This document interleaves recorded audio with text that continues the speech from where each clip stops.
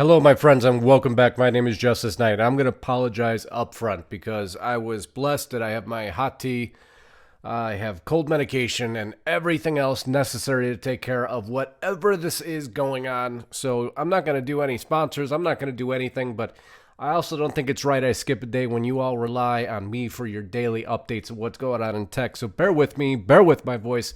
We're going to make this rather quick, but I'd be remiss if I didn't bring this headline to you.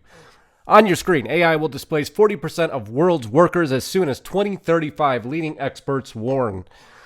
We've been warning about this since I've started.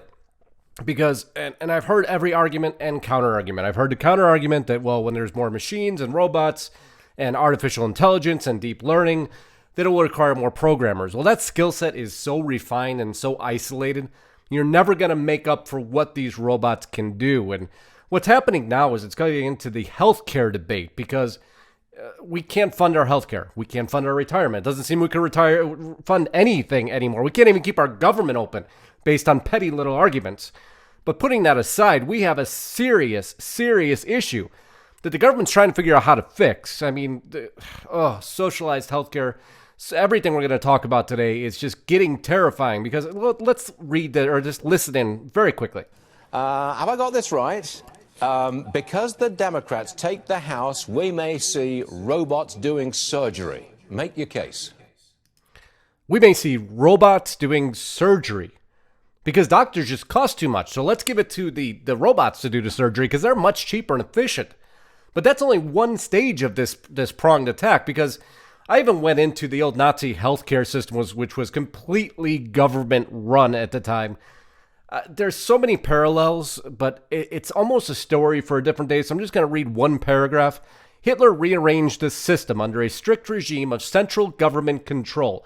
So all insurance scheme managers reported straight to Berlin.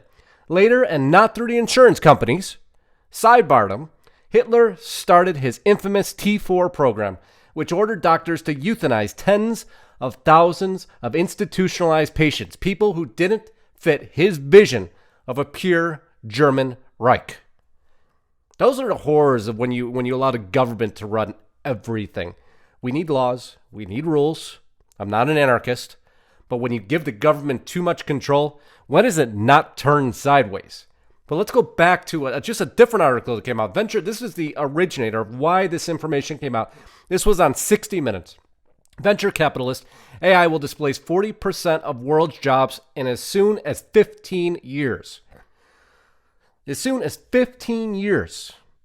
Kai-Fu Lee, a pioneer in artificial intelligence and venture capitalist in China, tells 60 Minutes it won't just be blue-collar work. This will be white-collar work also, because if the government wants to get control of its expenses, what better way than to unemploy you and put the robot in his place? Now, a lot of you will say, well, then it's just going to leave more people they're going to have to support. Oh, don't worry. They got a basic income, which we're about to touch on that to help with that. And then you could go on to the other depopulation efforts, which are well proven because they know it's coming. Elon Musk, and a lot of people kind of slighted him for supporting basic income, but knows exactly how far artificial intelligence will leap. He saw that coming. So in order to try to save people, I'm going to give him credit on this until proven differently. He knew that basic income may be a necessity, a stipend of money that you get every month for doing nothing. Now imagine what happens if that gets into political arena.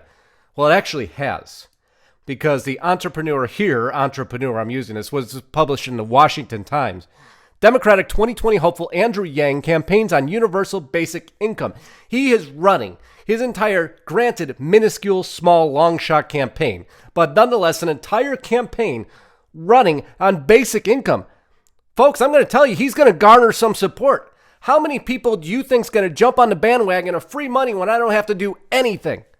That's fine if you want to socialize my medicine. Let's do the Obama era. Let's just go right back to it again. Full force. Because then I could get my health care for free. So as long as I could stay alive, I could stay in my home, and I get my $1,000 a month. It doesn't sound like the worst living, because I don't know if I want to fight to maintain my job, to move up the ladder like America was built on, because now all these candidates are just making it easy for me not to do that. And some people aren't going to have a choice. those hard-working Americans out there, the truck drivers. And let me just kind of thumb through this. And again, I'm sorry, this is normally staged a little bit better, but I'm just trying to get through this broadcast today. AI will increasingly replace repetitive jobs, not just for blue-collar work, but a lot of white-collar work. Lee, who has worked for Apple and Google, told CBS, chauffeurs, truck drivers, anyone who does driving for a living, their jobs will be disrupted. More in the 15 to 25-year time frame. We are going to have millions of people out of employment. You are setting the stage for a rebellion that we can't even imagine. And then you're going to allow robots to provide health care. They're already giving them access to all our medical records. What's that mean? Let's just feed the beast. But now let's let them perform surgery because the doctors are too expensive. Let's unemploy a whole nother batch of people. So you see where this socialization is coming so quickly at us, and we have to start chopping it down as fast as possible. These candidates who are rising to the forefront and getting in these articles, they are wrong. This is not the way we want to go. This has to be stopped. This isn't the government that you and I that built this great country of ours. This great United States of America, our republic, being trashed, being destroyed, being picked apart by people who don't even know the policies, don't even know the long-term effects, or just plain and simply don't care because they work for the globalist cabal of destroy us all. Make sure we're all slaves in their plan. Not my America. That ain't going to happen here. Sick or not, I don't care. And yeah, I know, for those of you out there, I don't take the flu shot. I'll take this over a flu shot any day of the week. So there you go. I live by what I preach. And for you, I want to thank you for tuning in, hanging in there with me today. I hope you enjoyed the broadcast, but this was way too darn important. I'm going to need your help sharing today if you can, because I just won't have the energy to get it through. So anything you could do to spread this word, this is so critical, because in 2020, I don't want these campaigners, these candidates, these Democrat or Republican, I don't care who they are. As you know, I don't care about the parties anymore.